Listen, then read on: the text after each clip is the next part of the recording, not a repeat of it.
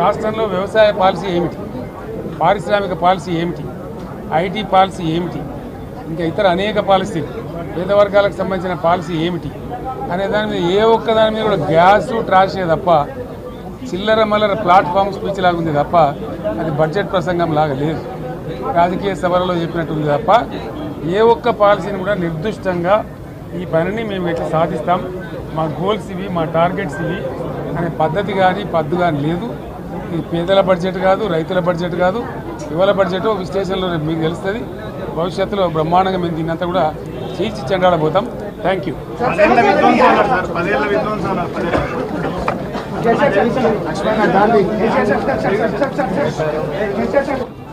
అనేక ఆంక్షలు పెట్టబోతున్నట్టుగా ప్రత్యక్షంగా చెప్పి రైతులకు ఆల్రెడీ మోసం చేశారు.